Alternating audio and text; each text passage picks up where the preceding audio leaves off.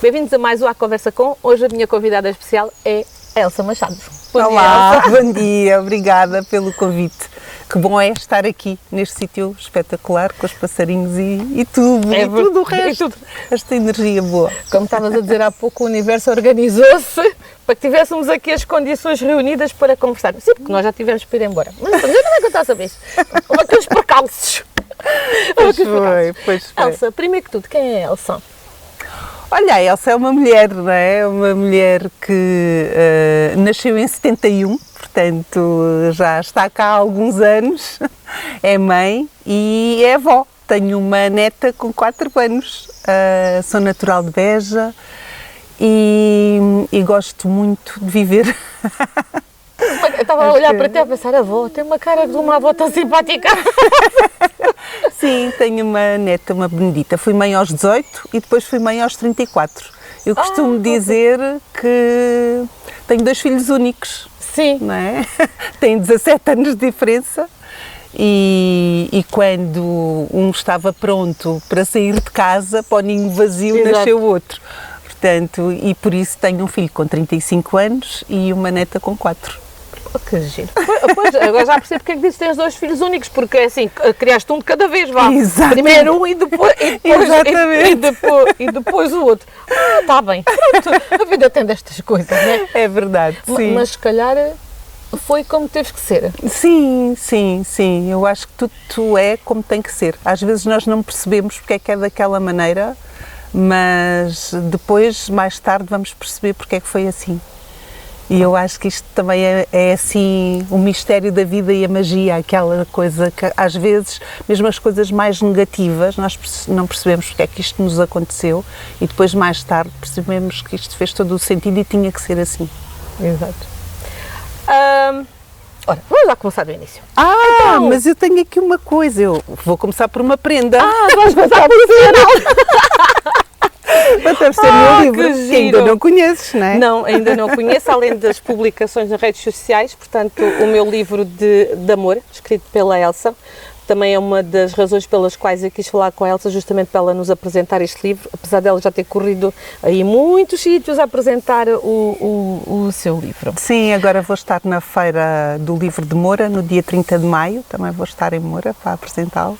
Estou muito feliz. No final vais ter por que mais este filho, claro que sim, por mais este filho, porque sinto que este meu livro de amor é um filho, e foi nasceu de mim, sabes, aquela coisa de dar à luz. Vamos lá aqui começar do início, que é para a gente não saltar a partes. Ela fez batota, mas assim já percebem aqui um bocadinho depois o nosso discurso de porque é que a gente estava a brincar que o universo organizou e que tudo não acontece por acaso. Pronto, vocês assim já vão perceber um bocadinho melhor, porque Elsa é uma mulher de boas energias. Elsa, estavas a dizer que nasceste em Beja. Sim, nasci em Beja. Foste criada em Beja, fizeste a tua escolinha em Beja, és sim. filha única, tens irmãos? Não, somos 3. Eu sou a mais velha, depois tenho uma irmã com 4 anos de diferença de mim e tenho um irmão que tem menos 12 anos que eu. Sim. Não, já o ajudaste a criar. Sim. Foi onde foste mãe pela primeira vez. Foi. Porque como mana mais velha tem que ajudar com sim, os manos. Sim, eu senti muito isso. Por isso é que quando eu fui mãe aos 18 anos, para mim não foi nada difícil, porque eu já estava habituada a mudar fraldas, a tratar do meu irmão. Tinhas 2, ao fim de 6 és tu mãe. E, exatamente, eles têm uma diferença de 6 anos. Quer dizer, o tio e o sobrinho é como se fossem irmãos. Sim, têm uma relação muito próxima também, que é muito giro. Pois, fizeste a tua escolinha em Beja? Sim, portanto fiz tudo, depois tirei o curso de Serviço Social também em Beja e quando terminei, em 98, fui trabalhar para Évora. Eu fiz o meu trabalho de final de curso, a minha tese sobre violência doméstica e sobre casa-abrigo e na altura ainda o crime da violência doméstica era um crime semipúblico e havia apenas 3 casas-abrigo em Portugal. E eu fui para a primeira casa-abrigo de Portugal, foi a de Évora, e foi uma experiência assim, olha, não sei, sim. Tinhas quantos anos quando foste? Eu tinha 27 anos, porque quando o meu Luís nasceu eu não entrei logo para a universidade, portanto eu entrei, já tinha calhar 23. Pois tiveste ali parte da maternidade. Exatamente, foi. Que dar a Pronto, entrei aos 23, depois o curso era de 5 anos, portanto eu terminei aos 27, o curso era de 5 anos e fui para Évora nessa altura, a trabalhar com adolescentes com comportamentos de risco, e com mulheres vítimas de violência doméstica e, pronto, eu era a diretora técnica das duas valências, e pertencia a uma congregação de freiras, as Irmãs Adoradoras, é uma congregação espanhola, e foi brutal, foi assim uma experiência muito boa, porque gostei imenso de trabalhar com elas, aprendi imenso. Estas freiras eram mulheres que trabalhavam com mulheres de rua, que trabalhavam com prostitutas, portanto tinham uma forma completamente de ver o outro, não é? E de ver a mulher. Diferente, sim. E foi uma experiência muito boa, muito desafiadora, muito desafiante, muito difícil também em alguns momentos, porque os homens não tinham noção que podiam ser presos nessa altura, como era crime semipúblico.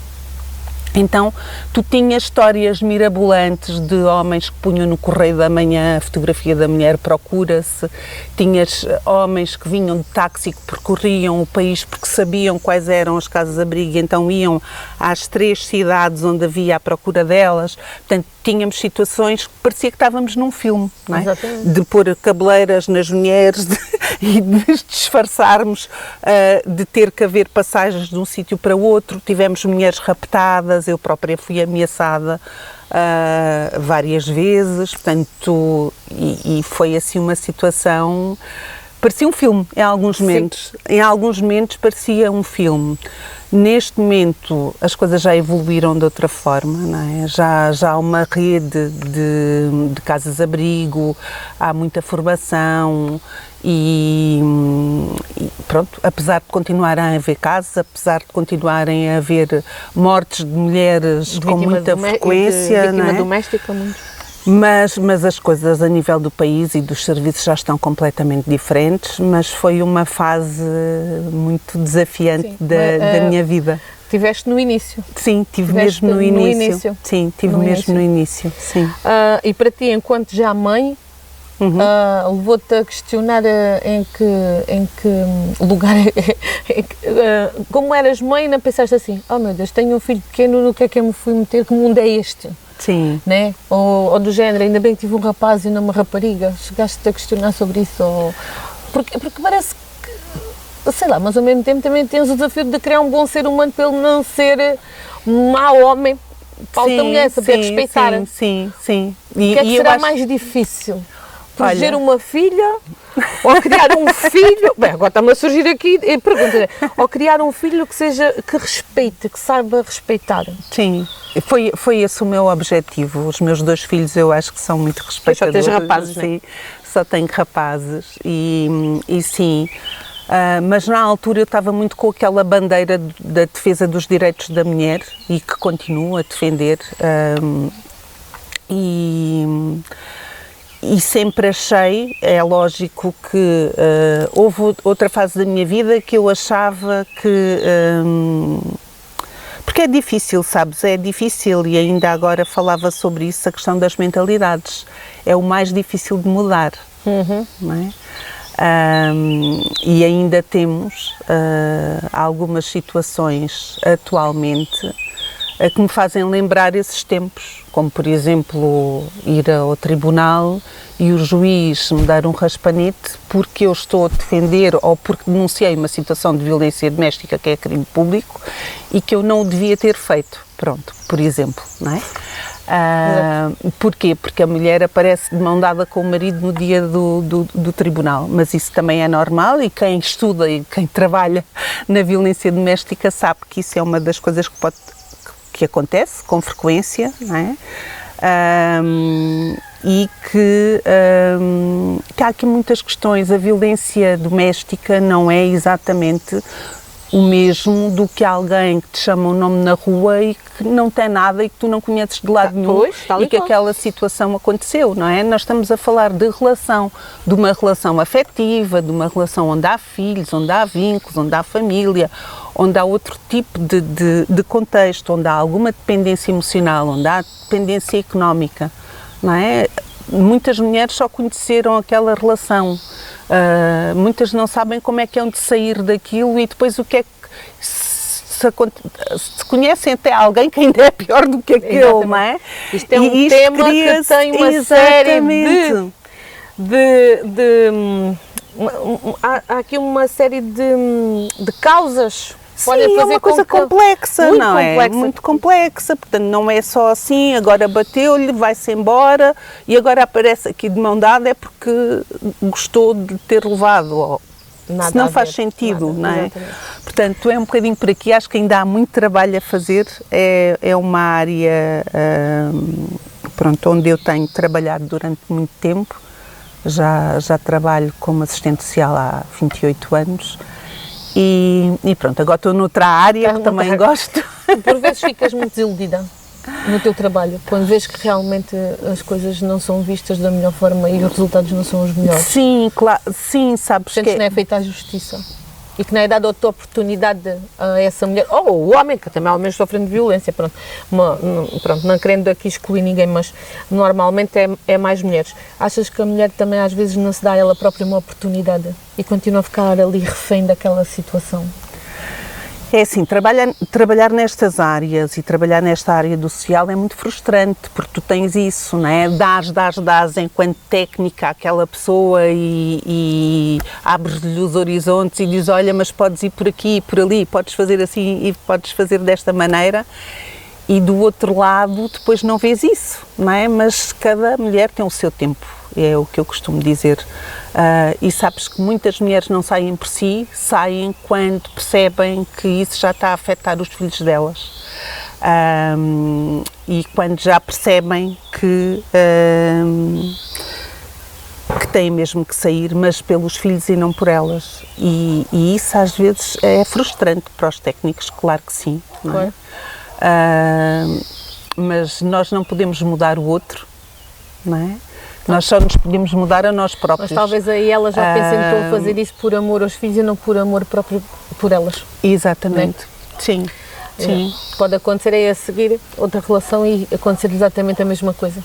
Sim, mas sabes que só o amor próprio e estavas a falar nisso e agora remetendo também aqui ao meu livro, porque também tem a ver com esta história, sim, não é? Sim.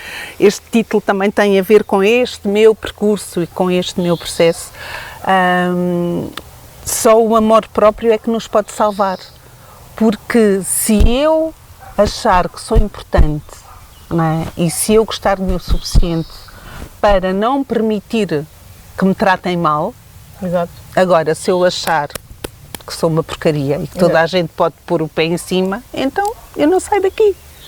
Tal e qual, é isso mesmo. Percebes? Então é isto, é este empoderamento da mulher, é a mulher perceber que ninguém tem direito de lhe fazer mal, não é? E que apesar dela se sentir a pior pessoa do mundo, não é? Porque muita gente lhe disse que era, pois, não é? Às vezes vão incutindo isso. Exatamente, então ela pode sair e está sempre a tempo de olhar para ela. Muitas mulheres perguntam, mas como é que eu gosto de mim, não é? Porque eu olho para o espelho e não me reconheço. E é muitas vezes perdemos-nos nós próprios, porque, por um lado, porque queremos agradar o outro e porque achamos que se fizermos assim ao assado, a outra pessoa gosta mais de nós, não é? E depois percebemos que não, não é? Porque este caminho para o amor próprio é voltar à essência, àquilo que eu sou. E, no fundo, é isso que eu trago também aqui com o meu livro. É uma ferramenta que ajuda a isso. Exatamente. É isso. Elsa, depois da casa-abrigo, o que é que andaste a fazer? Que mais outras experiências tiveste? E o que é que te trouxe até o nosso concelho? Porque estou curiosa, não é? Uma mulher que mora em Beja, andou trabalhando em Évora. O que é que te trouxe ao nosso concelho? Olha, foi o amor. Pois, eu estava cá com a pulga atrás da orelha. Como o outro filho nasceu ao fim de tanto tempo, fiquei a pensar, se calhar conheceu o pai da criança, o amor cá. Foi o amor que trouxe cá. Foi o amor, portanto, eu vim cá pelo amor, mas é engraçado também falar sobre isso e falar sobre as histórias, porque é assim, eu conheci o amor de cá em Beja, quando ok. eu tinha 16 anos. Antes do... Exatamente. Quer dizer que... Foi o meu amor da Não é o adolescência. pai do primeiro filho? Não. Ok, pronto. Sim, então eu conheci o meu marido em Beja, ele foi o meu atual marido em Beja. Ainda estão juntos? Estamos. Boa, uma história de amor e feliz. Pronto, ok. Não, espera. Vamos ser assim, eu conheci o meu marido em Beja quando eu tinha 16 anos e ele é daqui e ele foi como voluntário para a Força Aérea. E um homem de farda. Sim. Ele foi como voluntário para a Força Aérea e então foi assim um amor. Olha, foi assim aquela coisa de que tu olhas para aquela pessoa pela primeira vez e dizes, está aqui o homem da tua vida. Portanto, foi um bocado assim, foi engraçado, porque as primeiras vezes nós não nos conhecíamos, olhávamos um para o outro, foi assim um amor platónico durante algum tempo.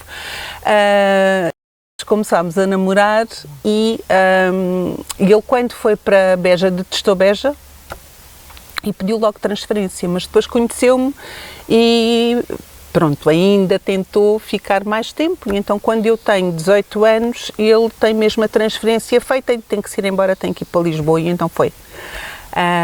E foi-se embora e o namoro acabou. Na altura não havia telemóveis, não havia redes sociais, não havia nada dessas coisas.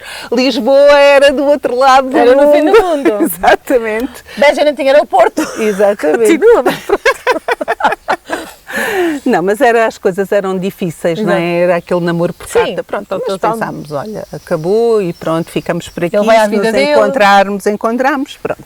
E foi assim. E entretanto depois, portanto, a relação acabou, eu comecei a namorar com o pai do meu filho, do Luís, e fiquei grávida e depois, portanto, casámos durante 9 anos, estivemos casados. E depois separámos-nos, já eu estava em Évora, o Luís foi comigo para Évora e pronto, porque percebemos, foi uma separação muito tranquila, porque percebemos que éramos amigos, não é? Que éramos muito novos também quando nos juntámos e que tínhamos uma relação de amizade e foi uma coisa muito tranquila, uma separação muito tranquila, mesmo para o Luís, muito saudável. Portanto, ele ajudou-me a fazer a mudança, ele é um pai presente, olha, agora foram os dois viajar, foram fazer uma viagem agora de pai e filho para a Irlanda, portanto... Irlanda! Gostava tanto de ir à Irlanda. Sim. Estou sempre a falar na Irlanda. Então a relação foi assim uma coisa saudável e tranquila e correu bem, mesmo a questão da nossa separação.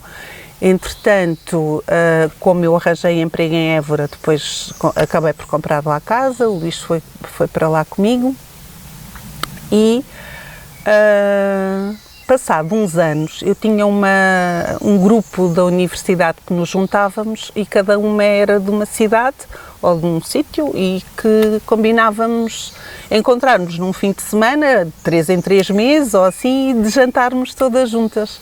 E houve um dia que fomos jantar e que a seguir fomos a um bar e estava um casal amigo nosso, um amigo meu, que fez rádio comigo, que eu também fiz rádio. Pois, eu conheço este nome e esta voz, Elsa Machado, da rádio. Sim, então o Tó Branco diz-me assim, mas tu não arranjas namorado, uma rapariga tão jeitosa? E eu disse, sabes, há uns anos eu tive um namorado que era a minha alma gêmea e acho que é difícil arranjar alguém assim. E quando eu estava a dizer isto, ele passou. O universo outra vez apareceu. O universo a conspirar. Na sério. Costuma-se dizer, quando a gente fala em alguém, se a pessoa aparece é porque é verdade. Exatamente. Pronto, e então foi isso que aconteceu e estamos juntos há... Eu vi-te de imediato, reconheceu-te logo. Sim, sabes porquê? Ainda estava sozinho. Ai, eu tenho muitas perguntas.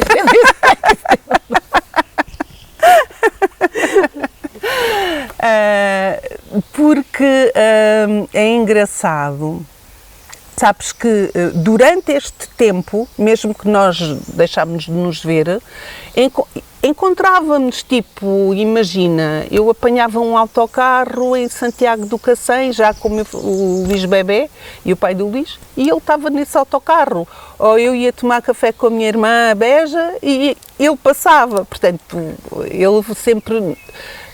fomos-nos encontrando durante este período, assim, de uma forma espontânea. De uma forma espontânea e engraçada. Pronto, o meu marido é daqui e viemos. Portanto, eu acho que estava destinado que eu tinha que vir parar a esta terra. Estava, com certeza absoluta. Portanto, tinha que vir parar a esta terra. E depois, sabes, estamos cá há mais ou menos 10 anos, nós já vínhamos para cá de férias. A minha sogra estava viúva na altura e nós achámos que estava na altura também de virmos para cá. Eu aos 30 anos tive uma doença reumática, foi-me diagnosticado espondilite anquilosante e eu deixei de andar aos 30 anos. Portanto, tive várias crises e foi há mais ou menos 10 anos, eu trabalhava, depois eu saí da casa-abrigo e trabalhei num CAFAP, num Centro de Aconselhamento Parental, e trabalhava também com mulheres vítimas de violência e com outras mulheres, e tinha um grupo de arte-terapia e num desses grupos a Irene chegou à nossa sessão e disse: olha, eu tenho cancro, mas está tudo bem e vou ficar boa. O que é facto é que ela começou a piorar e na altura em que ela foi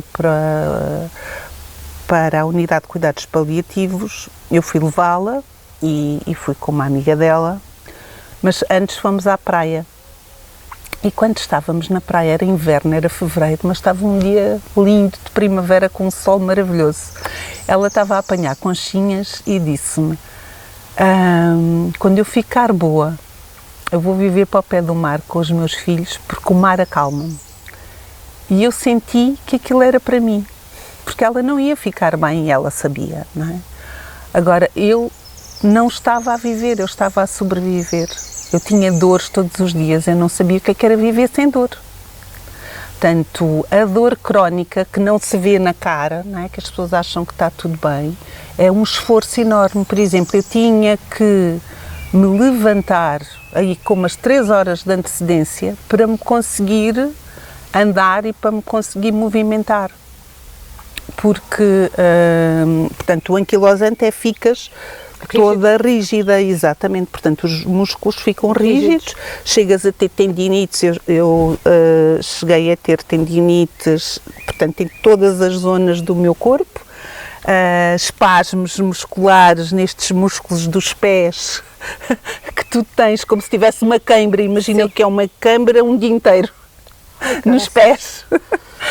Então, e nessa altura que eu estava em sobrevivência, pensei, tenho que mudar alguma coisa na minha vida, eu não posso continuar assim, porque eu não tenho uma doença mortal, não é? Eu tenho uma doença que me incapacita, mas eu tenho que fazer alguma coisa, E quando eu fiz este movimento, apareceram vários propostas de emprego, abriram concursos aqui na zona, e eu pensei, porque o meu marido já tinha falado de podermos mudar, e eu pensei, não é agora, o mar acalma-me e eu quero ir para o pé do mar e o mar faz-me falta. E então foi essa decisão também de virmos para cá, que também foi outra fase assim de grande mudança da minha vida.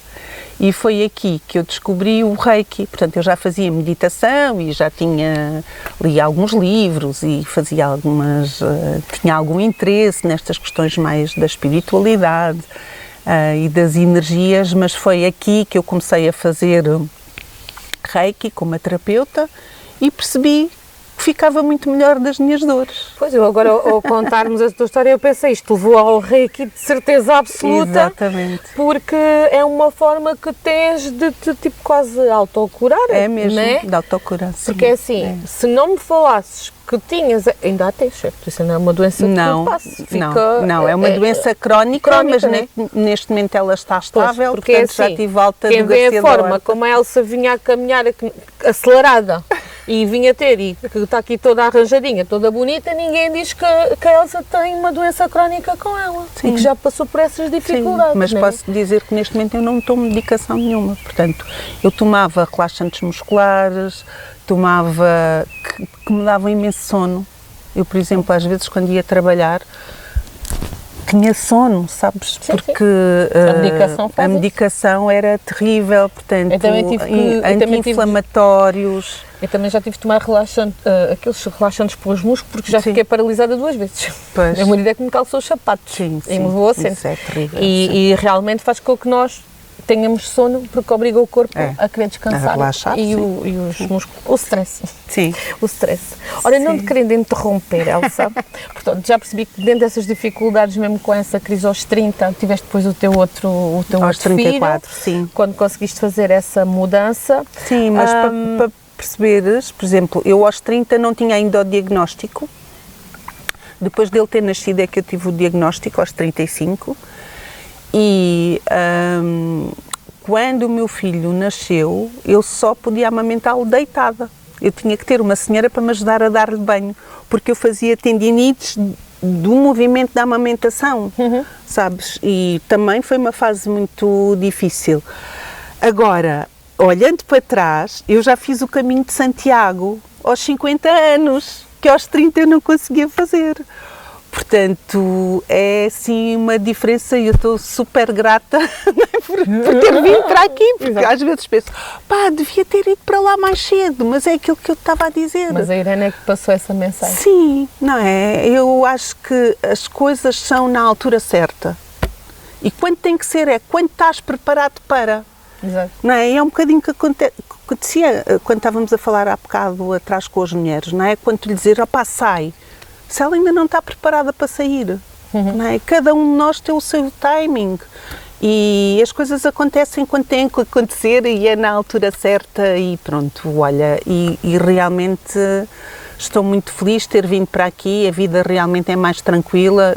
Évora também é uma cidade tranquila, mas eu quando cheguei aqui apercebi-me que estava super estressada e que tinha um andamento muito acelerado. E eu ia a pé para o trabalho, sabes, aqui tenho que andar mais de carro, mas lá até tinha uma vida super, que eu achava tranquila, mas pronto, tinha casos muito difíceis. A tua vida podia ser, o sítio em si até podia ser tranquilo, apesar de Évora ser uma cidade, mas o teu trabalho não. Não, é isso. O teu trabalho é desgastante. É muito desgastante. É aquele trabalho que de certeza que davas por ti em casa, estavas a tomar banho, a cozinhar e davas por ti com o problema das outras mulheres na cabeça, o que é que poderias fazer ou não fazer, que não te conseguias abstrair e pensavas que estavas a ter uma grande vida e não estavas a ter. Sim, e ultimamente eu até não estava a trabalhar com mulheres, estava a trabalhar com crianças vítimas de maus tratos. Ainda é pior.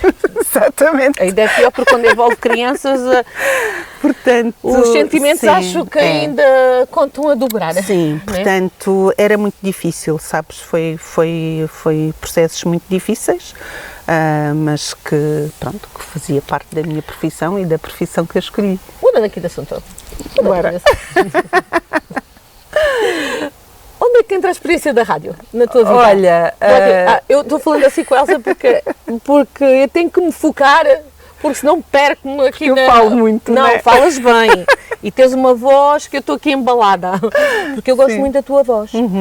Eu já conheci esta voz. Sim. E lá está, eu via Elsa Machado, pronto, eu já não me lembrava de que rádio era. Estavas-me a lembrar há pouco, era da Rádio Pax e da Rádio Planície. Voz da Planície. Voz da Planície. Portanto, sim. A minha mãe sempre teve um rádio lá na cozinha que funcionava. Ouvíamos aqui a Foia, a praia e de vez em quando também ali daquela zona dos de Beja. Era preciso ver música e a ver barulho em casa. E a tua voz é-me familiar. E então eu estou a ouvir falar e vou aqui embaladinha. Isto parece uma música de embalar. Então, como é que entra a rádio na tua vida? Que experiência foi essa? Sim, eu Porque não estou a ver como é que isso entrou com o trabalho que estavas a ter. Não, sabes, eu sou um bocadinho, sou aquariana, não é? Os aquarianos dão-se muito bem com gêmeos. Meu marido é gêmeo. Pronto, está tudo dito. Eu gostava de o conhecer, íamos dar bem.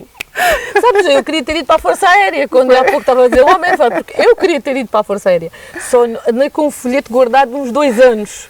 Só que o meu porte atlético e a vocação para desporto era 0, porque era o que eu queria ter seguido. Gostava de ter ido para a Força Aérea. Para a Força Aérea. Sim, portanto está explicado. Somos umas cabeças no ar, andamos sempre. Os aquarianos também, não é? Pronto. Sim. Olha, eu sou muito teimosa e muito persistente, não é? Às vezes as pessoas dizem, teimosa.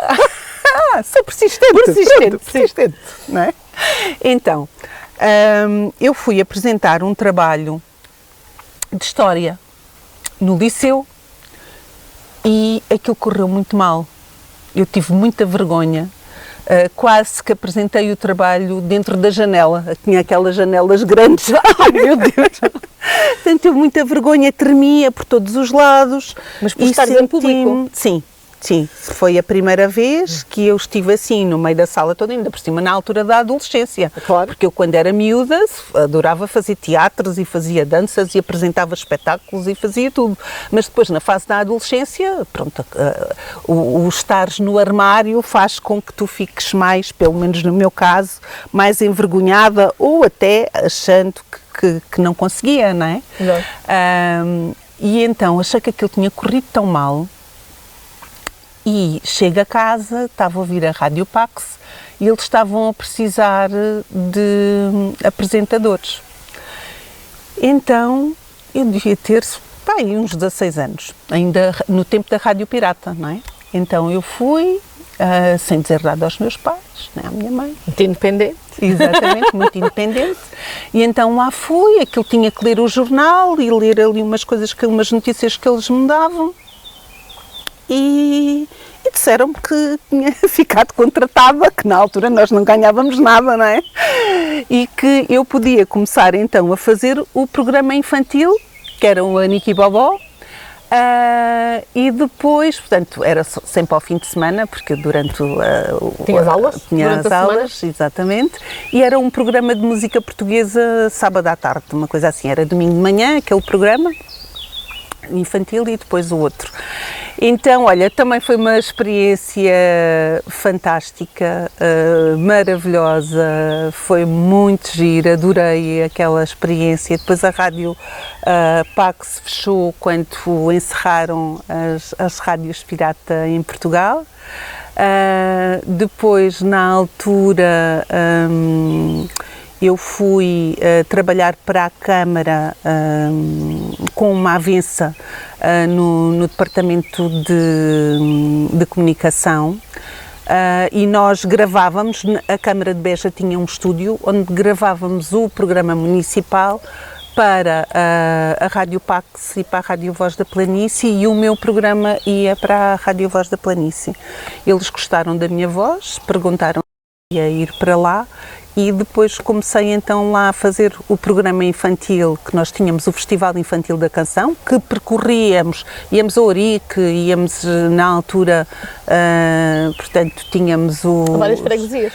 Sim, íamos a Ourique, íamos a vários sítios com aquele espetáculo, que era assim... uma coisa já muito numerosa, com muitas crianças a participar, com muitas pessoas a ver os espetáculos, pronto, e que me permitiu ter muito arcabouço mesmo em palco de aí conseguir. Já não tiveste vergonha de estar em público? Não, porque foi todo este percurso, pronto, sempre gostei também muito de ler poesia, de declamar poesia, houve uma altura que também fui a muitas apresentações de livros que me convidavam para ir fazer a apresentação dos livros e ler. Sempre fui muito boa aluna a português e sempre gostei muito de ler. Isso faz a diferença. Exatamente, e mesmo esta questão da voz foi trabalhada, pronto. E fiz várias formações, depois em rádio também. Na Voz da Planície nós tínhamos, havia um programa do João Baião, não sei se vocês se lembram, quando o João Baião apareceu, que que era ao ar livre e que aquilo era espetacular, que tinha helicópteros que filmavam de cima, que era assim uma coisa... Eu sou sincera, lembro-me bem do Big Show Sick. Era o Big Show Sick, É que eles faziam em estúdio. Exatamente, mas depois passaram para o exterior. É que temos aqui... a gente tem 7 anos de diferença, parecendo que não faz alguma diferença para a altura, não me lembro tudo. Sim, e o João Baião, portanto, o Big Show Sick, houve uma altura que eles faziam de verão num parque aquático que estava desativado e que aquilo era assim uma produção espetacular. E tinham representantes das rádios que depois levavam a menina bonita, o cantor não sei quê, pronto. E esse tipo de situações. E eu fui convidada para fazer... era eu e o Carlos Cavaco a representar a Voz da Planície, mas depois a rádio castrense não foi e foi a Voz da Planície a representar as pessoas de Castro Verde. Então eu fui como representante de Castro Verde porque o Cavaco era o primeiro e eu pensei, vai tu primeiro para eu ver como é que se faz. Eu. Pronto, e tive essa experiência de televisão, pronto, no fundo, nesse programa com o João Baião, que foi muito giro. Tive também no Acontece, no Canal 2, com poesia. Sei. Sim. Participei no Assalto à Televisão, que era um concurso. Era com o José Figueiras? Não era com o José Figueiras, era com uma apresentadora que tinha sido Miss Portugal. Agora não me lembro o nome dela. Sim, mas vou deixar de dizer as neiras, que eu não me lembro. Sim, mas como vês, isto não foi estudado. Sim, não, mas já foi há muitos anos. E tive assim essas experiências. Depois, mais tarde, quando a TVI surgiu e ainda pensei em concorrer e em voltar a dedicar-me, mais à rádio ou à televisão. Mas depois acabei por achar que não, que fazia sentido continuar com este meu trabalho. Mas ainda estás a fazer trabalho social? Sim. Continuas sempre ligado ao social? Sim. Então, e era mesmo aqui que eu ia chegar, portanto, sabendo agora já do teu percurso, estiveste sempre ligado, aliás, estudaste como é que é o nome do curso que tiraste? Estavas a dizer Serviço Social. Estava a pensar em Ciências Sociais. Não, é Serviço Social, estiveste sempre ligada a várias histórias de várias pessoas e pronto, ainda nos conseguiste desconectar disso e mesmo a tua experiência da tua própria vida, com os teus filhos, com os teus relacionamentos, com a tua doença, isso tudo, fez descobrir o Reiki, fez descobrir estas coisas e levou-te a este livro, encaminhou-te tudo para aqui. Portanto, explica-me lá sobre o que é que fala o teu livro e porque é que sentiste necessidade de escrever. E afinal, o que é o amor, Elsa? Então, olha, este livro tem uma história também. Então, em 2020, estávamos em pleno Covid, certo? Sim, parece que já foi há uma série de tempo, mas foi em 2020. Exato. Eu tive um sonho e sonhei com um parque de piqueniques, mas aqueles com mesas de pedra. Lembras-te como havia uns antigamente com umas mesas redondas de pedra? Sim. Nas zonas de piquenique assim dos parques, e estavam várias pessoas vestidas de branco. E eu estava a sonhar e entrei nesse sonho e pensei, mas porquê que estão aqui estas pessoas todas vestidas de branco? Depois houve uma dessas pessoas que me chamou e que me disse, tu daqui a 2 anos vais escrever um livro muito bonito. E mostrou-me. Ou seja, recebeste uma mensagem. O livro era em formato de bloco. Então, ela mostrou-me o livro e começou a fazer assim às folhas e a dizer que ia ter desenhos, ia falar de cristais, ia falar dos chakras, ia falar dos óleos essenciais, ia ter meditações. Era quase como se fosse um livro infantil, mas para adultos. Portanto, um livro interativo, diferente, que se puxava coisas assim, um livro diferente. E eu, quando acordei, escrevi o sonho e pensei, mas eu não tenho capacidade. Quer dizer, eu sei dos chakras, dou cursos de Reiki, já tive vários cursos, trabalho com óleos essenciais e com cristais, mas não sou especialista ao ponto de escrever um livro. Porque por acaso é engraçado que tu numa publicação de tudo dizes mesmo isso. Primeiro sonhei com ele, segundo surgiram os desenhos, terceiro foram os desenhos que me foram dando as pistas sobre os temas a desenvolver. Exatamente. Eu por acaso li isto e achei curioso. Pensei, como é que ela foi escrever um livro se não sabia o que é que ia escrever? Exatamente. Está explicado, exatamente. Exatamente. Então, em 2017, quando vim para cá, eu comprei este bloco. E desenhei 2 desenhos. Foi este. Não sei se calhar aqui mais ok. a do meio. Mas, talvez assim. Que ponho assim. Assim. Tens uma árvore? Sim, este foi em 2017, quando comprei o bloco, quando vim para cá. Tem a ver com o enraizamento, quando comecei a trabalhar com Reiki, a necessidade de enraizarmos, de criarmos umas raízes profundas, que é uma das técnicas de enraizamento do Reiki, e então esta questão da árvore bem segura na terra, não é? De sentirmos seguros na terra. E depois foi esta mulher, não é? Aqui também a sentir a energia. Exato. Foi nesta altura também minha descoberta do Reiki, desenhei estes dois desenhos. E depois, em 2022, também em pleno Covid, estava a trabalhar também com mulheres, com um círculo de mulheres e a fazer várias formações. Comecei a desenhar e então estes já foram a partir de 2022, tem a ver com os meus medos, exatamente, os meus medos, e depois começaram a surgir todos os outros desenhos, que no total são 22. Oh, que interessante. E quando eu estava a mostrar a uma amiga minha e a dizer-lhe, olha, comecei a desenhar, era importante tu trabalhares a tua criatividade, também aqui com a minha criança interna, não é? De repente vou buscar este bloco e digo-lhe, está aqui o livro! Ai, que interessante. Esses teus desenhos estão aqui? Então. Ok. Então. Pois estão. Cada capítulo tem um destes desenhos. Portanto, já te tinham mostrado um bloco, só que era um bloco mais em pedra. Não, era um bloco mesmo, não era em pedra. Os meus que eram em pedra. Sim, era um bloco normal, exatamente. Olha cá o da banda das aves. O bando das aves, exatamente. Que interessante. Então, foram os desenhos que me guiaram para aquilo que era para escrever em cada capítulo. Portanto, cada imagem destas trouxe-me um tema, não é?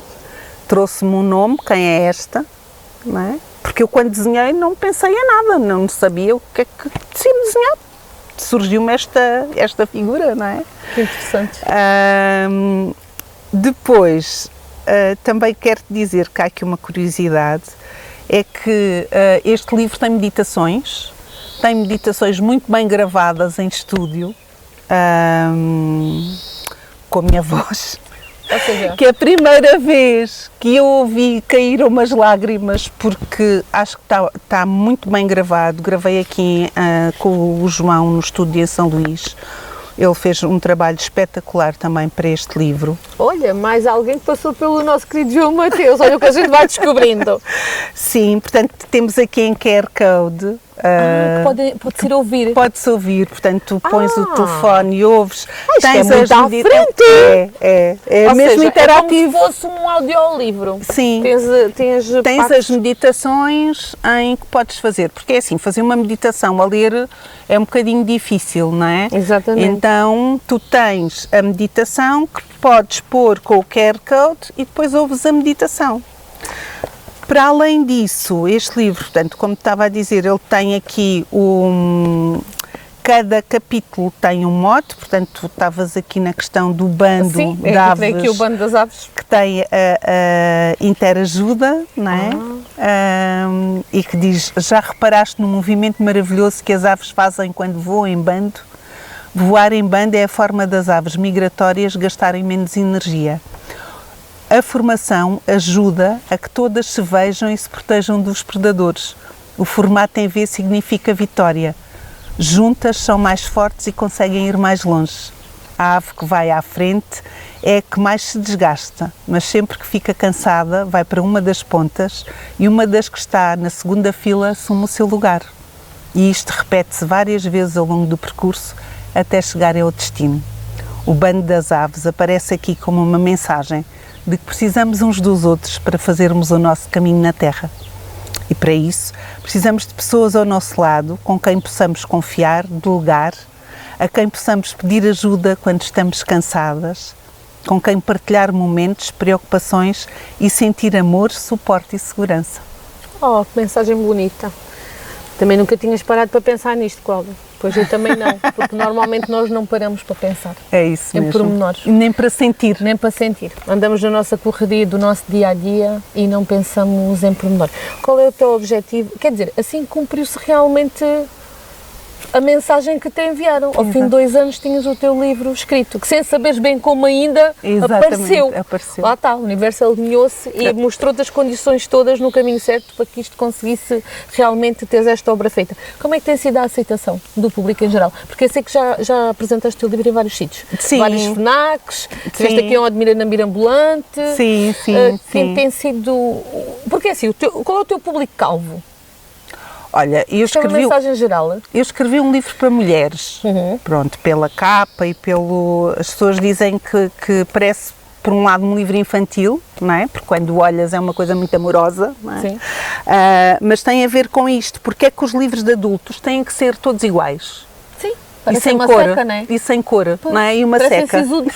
Sim, uma seca, sisudos. Pronto, este livro foi escrito para mulheres e ele tem aqui a todas as mulheres lindas com quem tenho tido o privilégio de trabalhar e ele, no fundo, espelha também o meu percurso e é uma continuação, por um lado, do trabalho que eu faço como assistente social, mas também como terapeuta de Reiki e como terapeuta, no sentido em que isto é uma construção, não é? Eu não te dou receitas, mas tu encontras em ti também as tuas capacidades e aquilo que ou seja, a tua essência é diferente da minha, não é? Eu posso te dizer, olha, procura aqui, procura ali, faz assim, faz assado, mas tu é que as tens que procurar, tu própria é que sabes o que é que te faz vibrar, o que é que te faz levantar da cama, o que é que te faz correr não sei quantos quilómetros, o que é importante para a tua vida, aquilo que tu mais gostas de fazer, quais é que eram os teus sonhos de criança, não é? E isso faz de ti a pessoa especial que és. Exato. E este livro mostra isso. Tenho uma amiga minha que esteve agora comigo esta semana e que diz que é um livro escrito a 2, por isso é que ele se chama o meu livro de amor, porque ele não é o meu, é o livro de amor de quem o comprar, porque é escrito a 2. Eu escrevi uma parte e tu escreves a tua. E é um livro de autoconhecimento. Este livro é de mim para ti, do meu coração para o teu. Por isso é simples e direto nas palavras, tratando-te por eu. Exatamente. Não, por tu. Não se quer ler, já sei. Mas pronto, esta mensagem vai bater exatamente o que estavas a dizer. Sim. Este livro é de mim para ti, do meu coração para o teu. Por isso é simples e direto nas palavras, tratando-te por tu. Exatamente. Exatamente. Sim, e depois tem perguntas, portanto a pessoa pode escrever. Fazes com que a pessoa que o compre e que o tenha se faça uma viagem de autoconhecimento. É isso mesmo. Não é? É isso mesmo. Uma viagem de autoconhecimento e venha a descobrir, se calhar, até capacidades que não sabia que tinha, ou até olhar para pontos que normalmente não olha. É isso mesmo. Com o stress, com a correria do dia a dia, com os afazeres, com os filhos, preocupados com a profissão que se tem e com tanta coisa, e às vezes crenças limitantes que as pessoas têm ou com a educação que levaram acabam por não olhar. O facto de teres feito, isto agora é a minha análise, olha a minha análise, pronto. O facto de teres esta capa eu acho que é muito inteligente, parecer que é de criança, porque dizem sempre que nós temos de tratar a criança interior. E aqui tens um capítulo da criança. Não progredimos, não é? Sim. Se tivermos uma criança ferida que exatamente, temos que a tratar, não é? E a criança interior é a tua essência mais pura, é aquilo que tu és. Portanto, voltares a essa criança, não é? E olhares para ela, amá-la, a estrutura enquanto adulta é completamente diferente. É isso mesmo. Isto agora dava aqui muita conversa. Elsa, onde é que te vamos poder encontrar brevemente a falar do teu livro? Olha, vou estar agora em Moura, podem comprar o meu livro também na Mirabolante, que eles têm lá à venda. Sim, é um café muito giro, que é a livraria, é café, tem um ambiente muito sossegado. É. Por acaso ainda pensei em gravar contigo lá, mas sim, depois achámos que aqui ao ar livre que era mais fixe. Sim. Pronto, haverá outra oportunidade. Sim, também está na FNAC, na Bertrand, na UC. Então é só ir à internet se quiserem, escolher aqui o livrinho e mandar vir. Agora também estou à espera de ir a Beja, porque Beja é a minha cidade natal, ainda não apresentei em Beja, já estive na FNAC em Évora, sim, e aqui também em Odmira, já estive em Silves, vou estar agora em Moura e, olha, e vai fazer um ano que ele foi editado, portanto ele foi editado no dia 29 de maio de 2024, e estou muito feliz com o resultado.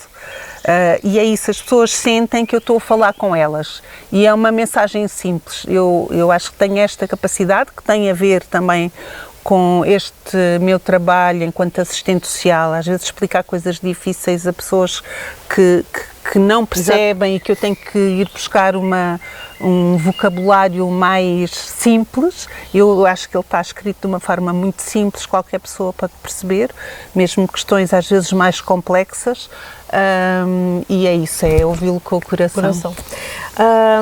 Elsa, nem de propósito, vai fazer um ano que lançaste o livro e nós estamos aqui a conversar. É verdade. Eu, por acaso, não sabia a data em que o livro tinha sido lançado, mas mais uma vez não foi nada por acaso. Sim. Elsa, és feliz? Estou, muito. O que é que carregas no teu coração, Elsa? Além de amor. Além de amor, o que é que carregas no coração? Olha, leveza. Eu acho que carrego no meu coração leveza e isso é que é importante. Eu acho que quando eu tinha aquelas dores todas, eu carregava muito peso, muita dor, é como se carregasse o peso do mundo às costas. E agora, o cada vez mais, o contemplar a natureza, o estar em espaços e fazer aquilo que me faz feliz, traz-me leveza e leveza ao coração. O que é que mais gostas de fazer neste momento? Adoro meditar, é como respirar, portanto medito todos os dias, adoro muito estar com os meus filhos, não é? Com a minha família, os meus pais são maravilhosos e tenho uma família maravilhosa e por isso também consigo falar de amor desta forma, não é? Porque sinto-me super abençoada e perdi-me. Eu estava a dizer o que é que mais gostas neste momento, porque também fazes as formações de Reiki, não é? Sim, eu sou mestre de Reiki. Agora, qualquer pessoa pode fazer Reiki? Se tiveres o curso, sim. Não, mas agora das formações. Sim. Imagina, eu quero ir, sim. Mas se uma pessoa tem dificuldade em me concentrar, até uma pessoa que, como é que se diz, que não acredite nas energias e nessas coisas, qualquer pessoa... Há esperança para qualquer pessoa. Se é que me faço entender. Há esperança para qualquer pessoa, no sentido é assim, se tu vais lá numa postura em que eu não acredito o que é que eu estou aqui a fazer, a energia não flui porque tu estás a bloquear. A né? Exatamente. Agora, se tu pensares assim, eu acredito que gostava de experimentar e de perceber, porque a energia sente-se, não é? Tu numa terapia de Reiki, quando vais a uma sessão de Reiki, no final, tu sentes-te mais relaxada, sentes-te melhor, sentes-te com menos peso, sentes-te diferente. E a energia sente-se, não é? Tu sentes quando vais a um sítio e sentes, olha, esta pessoa tem boa energia, ou esta pessoa tem má energia, está carregada. Tu consegues perceber isso. Portanto, todos nós conseguimos perceber nisso, só que Exato. às vezes, não, isto é energia, não sei o quê. Sim, mas estou a dizer isto porque... Ou tu percebes, esta criança tem muita energia, ou esta criança, porque tudo é energia, não é? Exato. Nós somos feitos de energia, os pensamentos são energia. E quando estávamos a falar nesta questão da vibração, daquilo que somos e daquilo que vibramos, não é? E se eu vibro coisas boas, essas coisas boas acontecem, não é? Exatamente. Tal como aconteceu hoje. Tal como aconteceu hoje. Que quando chegámos aqui estávamos Barulho com imenso barulho. Várias pessoas aqui a cortar coisas. E houve alguém que disse assim, oh, homem, para com isso, vá para casa. E acabou o barulho. É verdade. Ficámos só com os passarinhos. Pronto, mas pronto, eu estava a fazer esta questão porque eu acho que, há pessoas que a gente às vezes pensa assim, bem, aquela é uma causa perdida, até gostava de ajudar, ser realmente que tem ferramentas que poderiam ajudar aquela pessoa, mas a pessoa nega-se e não quer. Portanto, há esperança para todos, menos o que se negam. Claro. É isso, porque estão a bloquear-se a eles próprios, Exatamente, é aquilo que eu te estava a dizer. Tu não consegues mudar ninguém, não é? E cada um de nós é responsável por si próprio. não é? Exatamente. Cada um de nós é responsável por si próprio. Portanto, se eu não quero mudar, há sempre o livre-arbítrio, que é, não mudas. Não muda, exatamente. O que é que falta fazer, Elsa? Olha, estou a escrever o segundo livro para relações de casal. Sou também terapeuta familiar e terapeuta de casal e agora estou com esse desafio. Falta-me muita coisa. Falta-me andar de balão, falta-me tanta coisa que eu quero fazer ainda. Tenho tantos projetos, quero também ainda escrever um livro infantil.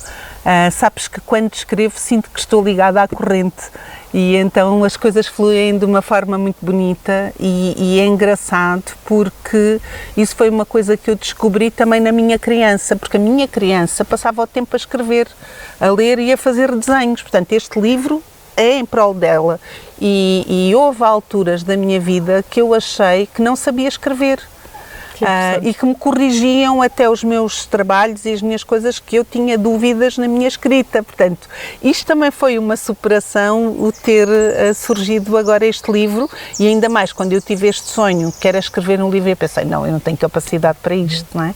Então, nós podemos nos superar sempre e eu acho que isto é muito bonito, é por isso que nós somos humanos, nós viemos à Terra para evoluir. Pois, Não foi para comprar casas e carros e bens materiais e ser doutor, não é doutores, é ser donos do mundo. Sim, nós viemos para evoluir enquanto pessoas. Eu até posso ser muito rica, não é? Em termos económicos, ter imenso dinheiro, se isso contribuir para a felicidade e para a evolução das outras pessoas que estão à minha volta. E isso é que eu acho que é fantástico. Pois, já por acaso no outro dia também vi algo sobre isso que dizia o nosso papel, a nossa passagem na Terra é evoluir enquanto seres humanos. Desengana-se que acha que é para ter bens materiais. Exatamente. Elsa, ficava a falar contigo o resto da manhã. Não podemos, temos que ir fazer o almoço. Pois é. Temos que ir fazer o almoço. Ai, obrigada. Esta música é fantástica. Estes passarinhos vieram aqui ao nosso encontro. Obrigada por esta conversa. Espero que este livro da Elsa e a conversa da Elsa inspire outras mulheres. Às vezes tu tens vontade de mudar, não sabes como. Podes sempre procurar a Elsa também, já sabendo que ela também faz as formações de Reiki e poderá aconselhar. Já tens aconselhado tanta pessoa, tanta mulher durante o teu percurso. É só mais algumas, né? Se calhar o teu papel é mesmo esse cá. É encaminhar outros. Sim, eu acho que o meu papel é inspirar, não é? Porque a minha página do Instagram e do Facebook é Inspira-me. Pois é, exato. E mesmo enquanto eu trabalhava em Évora com as mulheres, muitas vezes elas diziam-me, Elsa, inspira-me. E por isso é que surgiu o nome do Inspira-me, que tem a ver com isso, não é? O inspirar, porque não é o tens que ir por aqui ou tens que ir por ali. Tu podes fazer isto, tu podes sair daqui, tu podes procurar outras coisas e é nesse sentido. É direcionar as pessoas. Direcionar. Olha, eu, por exemplo, digo sempre, não sei o que quero, mas sei o que não quero. Sim, isso também é importante. Já é um começo. Sim, sinto que preciso mudar muitas coisas. Sim, como vou fazer? Não sei. Se calhar sou uma futura paciente da Elsa. Não sei. Mas neste momento sinto que onde sou mais feliz é fazer aquilo que eu faço onde não ganho dinheiro. neste momento é Sim. falar com pessoas. Claro. E também tenho que agradecer sempre ao Cláudio por me permitir isso, que eu já lhe disse algumas vezes, mas hoje ainda mais sentido, patrão, ok? Só temos que resolver esta questão do salário ser 50% zero. Não, mas é um facto. Neste momento, acho que até já tinha dito isto no dia que te convidei para conversar, que nós precisamos mudar, não sabemos como, mas neste momento só sou feliz, sou mais feliz a fazer onde faço algo onde não ganho dinheiro. Sim. Onde tenho que ganhar fica mais complicado. E acho que depois dos 40 nós começamos a ver a vida de outra forma. Sim. E sentimos aqui um bocadinho perdidos, um bocadinho à toa. Eu acho que também há muitas mulheres que se devem identificar com isto que eu estou a dizer. Não sei qual é a faixa etária que costumas trabalhar mais, mas sabes... mas a minha mãe sempre disse que os 40 eram um marco na vida de uma mulher e ela, lá na sabedoria dela... Sim, e é uma coisa, certa. é aquilo que te faz feliz. Eu também, a minha vida e mesmo a questão da profissão enquanto assistente social, houve uma altura que eu quis mesmo deixar de ser assistente social e que queria só trabalhar como terapeuta. Mas o universo tem-me trazido o outro lado. E tenho, às vezes, em algumas alturas tenho trabalhado a meio tempo como terapeuta e a meio tempo como assistente social e agora estou a tempo inteiro como assistente social, mas também como terapeuta e trabalho também e faço também as formações, porque sem isto também já não conseguia só ser o outro lado, percebes? Exato. Acho que tem que haver aqui Um um equilíbrio, motor, né? um equilíbrio, exatamente. Tens de compensar com Tens de algo compensar. que gostas muito, com algo que tens que ir levando. Exatamente. De forma Porque mais leve no fundo possível, não é? nós temos que pagar contas, temos que pagar, não é? Temos que comer. Isso é a parte que complica tudo. É a parte que complica tudo. Mas este equilíbrio entre o ser feliz e o fazer coisas que te façam feliz, sabes? E eu quando vim para cá, nesse ano, eu fiz uma lista com um grupo com mulheres e fizemos uma lista de 50 coisas que queríamos fazer. E essa lista mudou a minha vida, porque e tinha coisas tão simples como fazer um piquenique com o meu filho na relva do meu quintal, ou passar um fim de semana por mês com o meu marido num hotel. Que às vezes são coisas simples, mas o tempo vai sempre a correr e nós não temos tempo para estas coisas. É sempre para depois. Sim. E esta lista mágica de quando nós começamos a escrever realmente aquilo que queremos, o universo traz-nos isso. Então, cada vez mais vais aproximando da pessoa que tu queres e és. E isso é muito bonito. Ai, estou encantada. Tenho muitas dicas no livro, portanto, acho que se queres começar agora Vai a tua para casa mudança, estudar, não é? Não é estudar. Porque Não, tu já me deste o livro, agora tenho que meter em prática.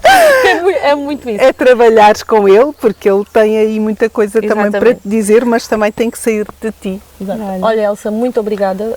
Hoje sou eu que fico muito grata também por teres permitido esta conversa e desejo-te o melhor do mundo. Não, obrigada eu. Posso dar um abraço? Podes, claro! Olha, cabemos na câmara, Cláudio! É verdade. Olha que bem. Eu só sabia que há a terapia do abraço, que temos que dar 7 por dia. Por Sim. acaso, foi uma vez um cliente que me ensinou, nunca mais me esclareci.